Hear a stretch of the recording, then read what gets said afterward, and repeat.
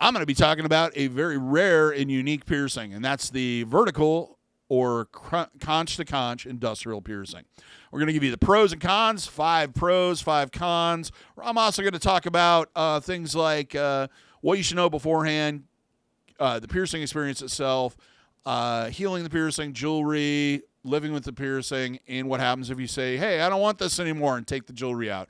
Coming up next on Pros and Cons by a Piercer, Season 2, Episode 90. For those that are new to the channel, welcome to the Body Piercing and Tattooing channel. Hope you're enjoying the videos. Hope you find them helpful and useful, but you may not know who I am. My name is DaVo. I'm a professional body piercer and have been since 1994. I own and operate the Axiom Body Piercing Studio located right here in Des Moines, Iowa, inside Skin Kitchen Tattoo.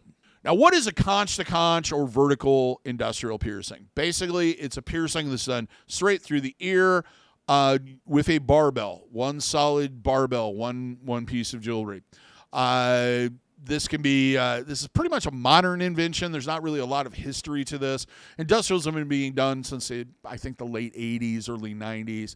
They're pretty common for the helix to helix, but this one, not so common.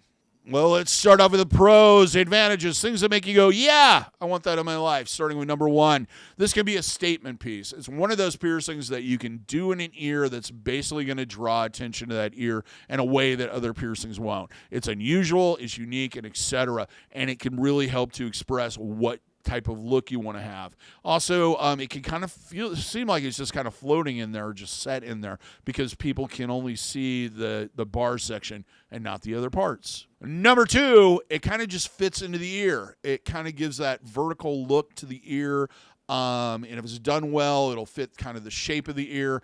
It's just a kind of if done right, it can look really, really good. Number 3, widely socially acceptable. Ear piercings are just some of those piercings that people aren't going to freak out about. This one may be a little bit more than, let's say, an upper ear cartilage or a lobe piercing, but for the most part, people don't freak out as much about ear piercings as they do other ones. Number 4, already mentioned this before, it's very rare and unique.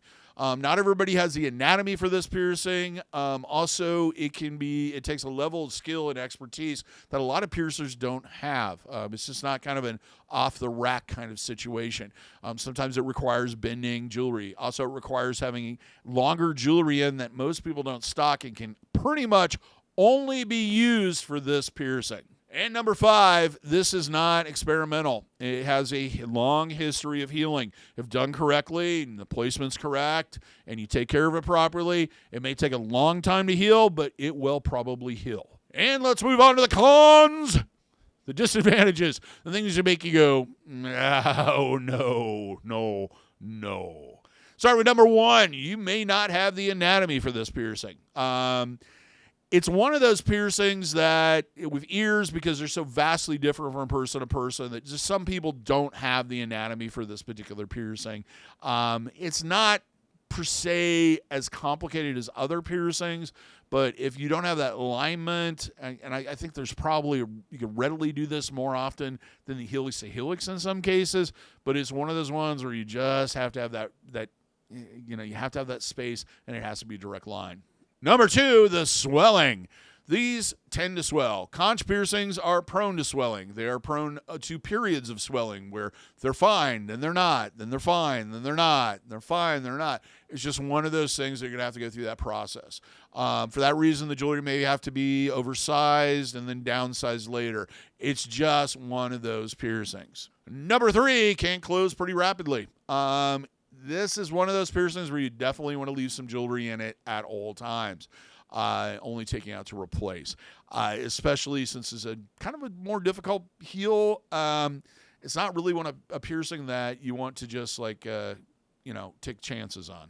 Number 4, can't sleep on it and may affect whether or not you can wear sunglasses and etc. Because the top is usually in that area that we rest the bows of these things of glasses can impede the ability to get this piercing or cause problems later on.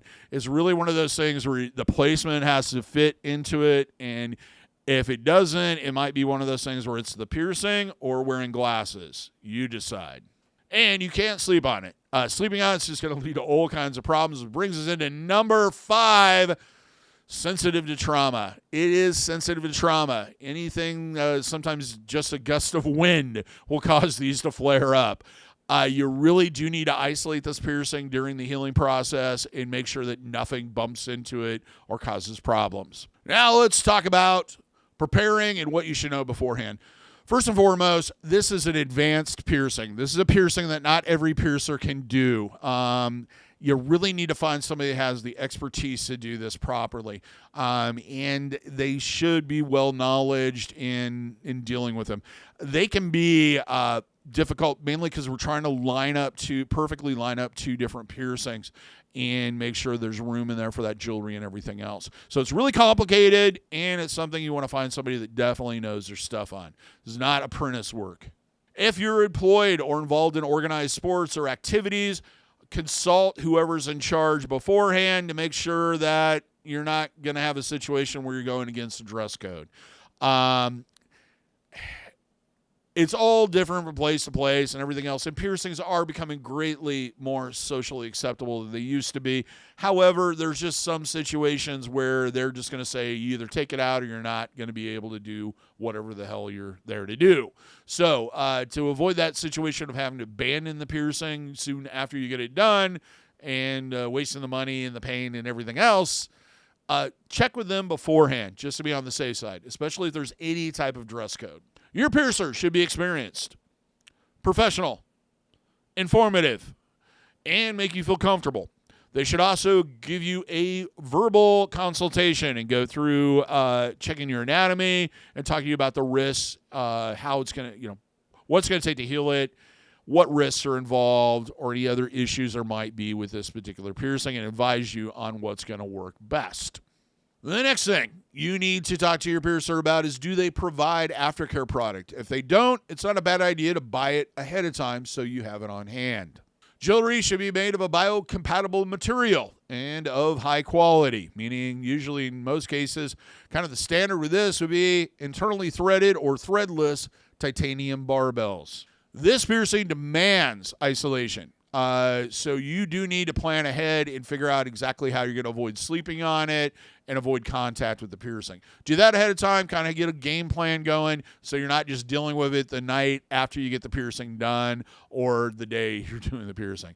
Especially if there's anything in your life that involves anything coming in contact with that area. You're going to need to practice cross-contamination prevention. I'm going to go into that in depth a little bit later, but understand that there is going to be some lifestyle changes and some things that you need to consider beforehand. Jewelry may need to be downsized or changed at some point. Do keep that in mind. That's going to be an added expense in most cases and require a trip back to the studio. As I mentioned already, this may affect wearing glasses, over-the-ear headphones, hats, helmets, hearing aids, etc.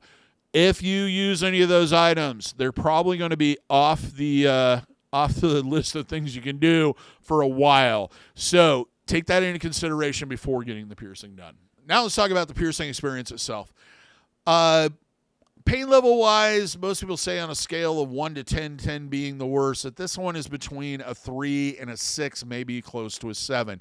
And that's partly because it's 2 different piercings, and they're done in an area of the body that tends to be somewhat sensitive. Now, with conch piercings, I've had clients that say they didn't feel it, and I've had clients that say it's the worst thing they've ever felt. So it's kind of one of those things. And personally, mine, I didn't think hurt that much at all. But it's not something you want to do every day, and it's going to be uncomfortable. The thing is, you can live through it. You can deal with it. And it probably isn't going to be nearly as bad as you think it's going to be. Now, the first thing we're going to do is go through a consultation where we cover the risks and et cetera. And what it's going to take to heal it, do an anatomy check, kind of get a game plan together of whether or not we're going to be able to do it as far as placement and et cetera. Then we're going to go through jewelry selection. With this, you're kind of limited. I would suggest it's very basic, just round balls on the end, nothing complicated. You're best to just start with something simple. Then you're going to fill out a waiver, which is going to cover things like medical conditions, medication, and also release the piercer to do the piercing. Consent to it. Read those, and if there is a problem, talk to the piercer about it. And if they don't have the answer, contact your medical professional. Next up, we set up, put a drape down, put all our tools out, get everything ready, or we start the sterilization process. It depends on what methods they use. Some piercers have everything pre-sterilized and ready to go. Others will do it per job. So basically, we set up our tools and get those all ready. Next up, we mark the piercing. This one can be a little bit complicated with marking. I usually use like a cotton tip applicator to kind of size it and kind of get things going, because you're doing them so they're kind of weird because your ends are not visible, so it's complicated. But so marking is very important, that those lines match up and everything else. So that may take a little bit of time. When you look at it, it may look like a big giant mess and you have no idea what's going on. This is where finding somebody who's experienced with this and trusting them is important. Now, if you can't see it really well, you might want to have a friend or use your phone to take a photo of it. And it just makes it easier. Sometimes the two-mirror trick will work too. If you wear glasses, definitely put those on so that it can be figured out whether or not they're going to impact or cause problems with that particular piercing. Once we're all done, we put you in a reclined position. At least I do. I like to do them reclined. The only thing I like doing sitting up is tongue piercings.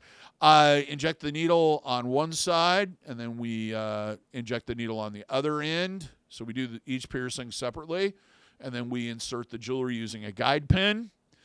Put the ends on, and Bob's your uncle, or whoever your uncle's named, and you're done.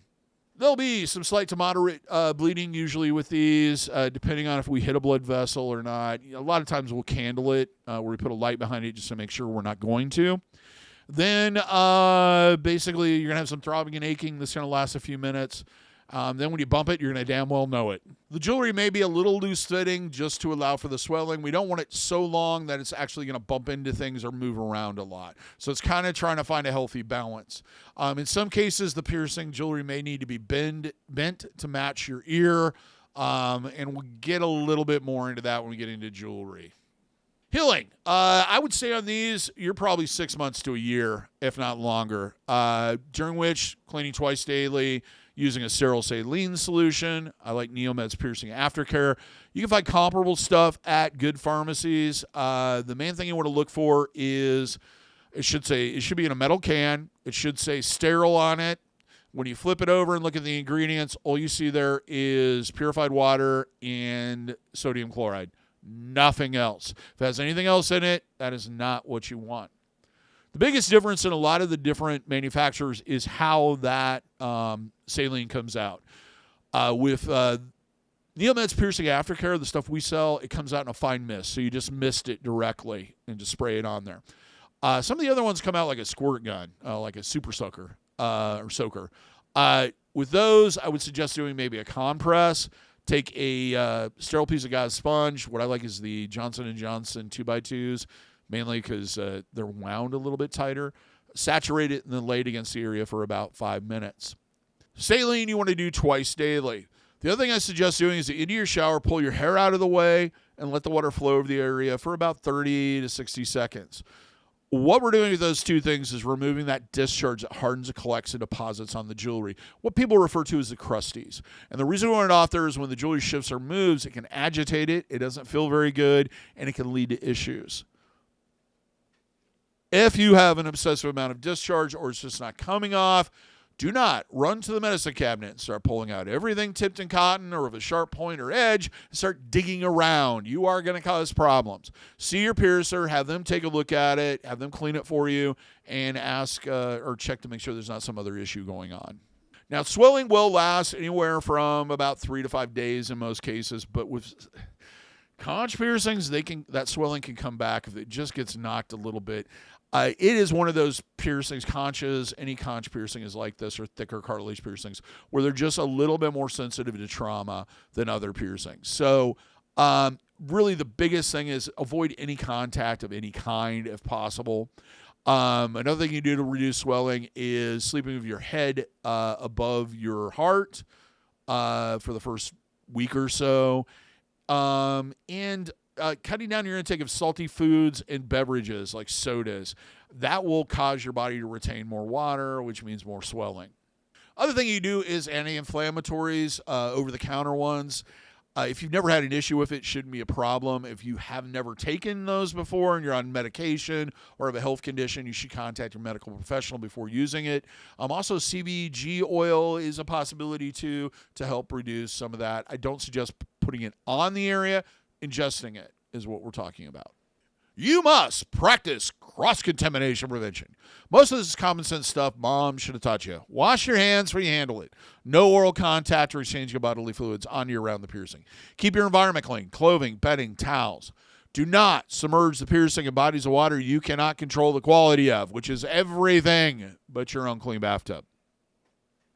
I know you're going to see conflicting things about swimming on the internet. Here's the reality of the situation. Anytime you get a body of water that's big enough for you to submerge your whole body in and then move around is going to be filled with microorganisms regardless of how it's treated or maintained. So you have an open wound, and then you have all these microorganisms that can get into that wound and then cause an infection. Stay out of their other problem is the moisture and the effect of the chemicals on that healing wound. It will agitate it and cause problems. So stay out of the pools, stay out of the rivers, stay out of the lakes, stay out of the ocean. Keep pets away from it. Do not let them sleep in the bed with you, especially smaller animals like to sleep up by your face and mess around with you while you're sleeping. Avoid contact with wet hair. Wear your hair up in a fun bun or one of those swami towels, or just off to the comb to the side. You can practice comb overs for later in life when your hair goes to receda, like mine has. Hats, helmets, etc. should be cleaned on a regular basis or completely avoided. Glasses, you do want to disinfect those because they are coming in contact with the area. Phones, over-the-ear headphones, etc. Those should be avoided or just cleaned regularly. You want to avoid anything that's constrictive, abrasive, etc. If you do anything that involves a helmet, I don't suggest getting this piercing done. You're going to need a year without a helmet on, especially motorcycle helmets or anything that comes over the ear. You might be able to get away with like the bicycle style or the skate style, which kind of the ears kind of open, or baseball or softball. But the ones that actually cover the ear, I would really advise that you do not wear them while this piercing is healing. And that brings us on to sleeping. Can't sleep on it. You want to find out, you want to either avoid sleeping on that side or figure out a way to elevate it off the bed. The most common thing to do is take one of those U-shaped travel pillows, the Nick pillows, and then just put a clean tube sock on it every night and sleep with your ear in the center of the U. Next thing is avoid excessive playing with the piercing or movement. Don't be sitting there spinning it or sliding it or what have you. Pretty much the only time you need to have any contact with the piercing is when you're checking the ends, and we'll get a little bit more into that, and I'll probably repeat myself 3 times on that one. But checking them and making sure they're on there tight. The rest of the time, leave it alone. Don't be checking it all the time. You're just increasing the likelihood of infection, and you're agitating the piercing, which is going to lead to more problems. Normal reactions, you see some redness, discolorization, heat, tenderness to touch, inflammation, off and on anywhere from about 3 to 5 days. Usually if that happens that first week, it's normal. Tenderness to touch, however, is something that will continue often through the whole healing period. And basically what that is your body yelling at you to stop doing what you're doing and avoid doing that ever again. Might see a little bit of bleeding off and on first day or two. Not usually a lot, but it is possible. Now let's move on to jewelry. Jewelry with this one, barbells is basically your only choice. It is a industrial anyway. If threaded, I would suggest internally threaded jewelry. Do not put externally threaded jewelry.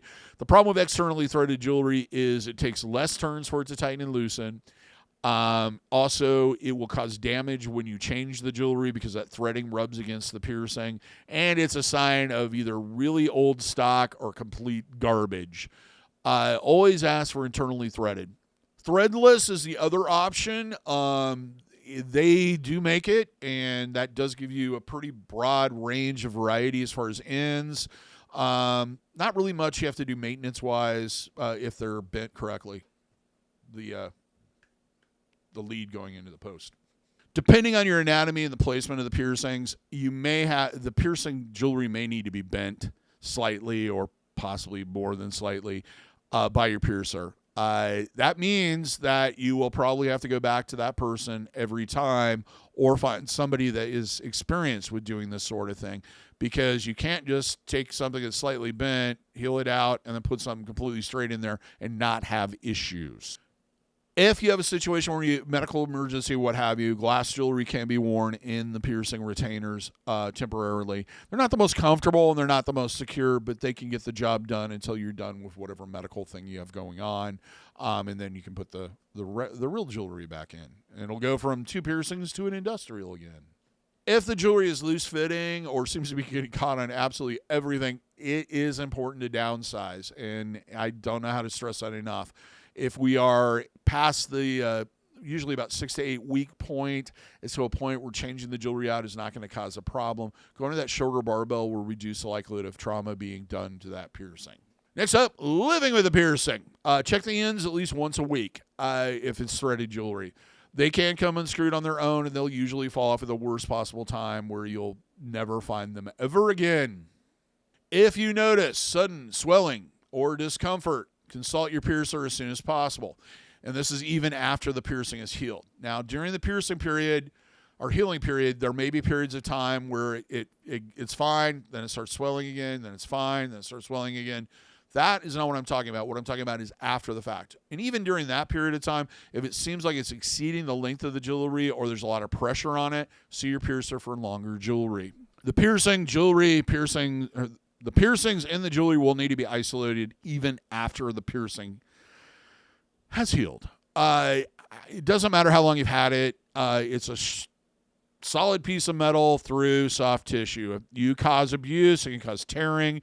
Sometimes the thing with industrials is flattening out the ear when we lay on it can be really uncomfortable and cause a lot of stress on the piercing. So understand that having this piercing may be a lifelong commitment to making sure that it doesn't have contact. Take that into account before you get it done. Leave the jewelry in at all times. These piercings will close pretty rapidly. It's a good idea to leave, if you like it, leave something in it. Now let's lastly talk about abandoning the piercing. If the piercing is healthy, regardless if it's during the healing period or afterwards, if there's no signs of infection or other problem, removing the jewelry is not going to be an issue. It will probably close up. If it's healed, it'll kind of fill in the center and squeeze shut and then start filling up. It may take years to get back to anything that looks like normal tissue. If it's new, still in the healing process, it'll probably seal over the 2 wounds and heal pretty rapidly. If there is a problem, always consult your piercer or your physician or medical professional before removing the jewelry. We do not want to create a situation where you remove the jewelry, it is infected, that infection is trapped in there, and it has to be lanced and trained, or you could see some serious problems like it turning septic. So it's important that if you have a problem, before taking the jewelry out, see somebody that can take a look at it and make sure that they can get that issue taken care of before you remove the jewelry, or put you on medication that's going to limit the possibility of problems. Now, scars will fade over time. It's not really a very noticeable part of the body, but you're going to have scarring probably for a while. You've already permanently changed your body. The other thing we want to talk about is sebum. People freak out because they squeeze old piercings and this cottage cheese smelly stuff comes out. That is sebum. Sebum is an oil, waxy oil that your body produces to, it lubricates hair follicles. It also makes you, or helps to make you watertight. And it collects in crevices and small, tight areas. Kind of like your navel. If you ever not washed your navel, then put your finger in there and it smelled bad, that's why. With piercings, especially scar tissue, it tends to collect more. So squeezing it, that's what's coming out. I don't know why you're squeezing an empty piercing, but it's no sign of infection or other problem. Well, that's it. Do you have this piercing? Tell everybody about your experience with it. Till next time, here's hoping all your piercings heal with ease without a single issue. And if you're in the Des Moines, Iowa area, I'd love to see you for your piercing needs in the future. Have a good day, everybody. Take care, and we'll see you in the next video.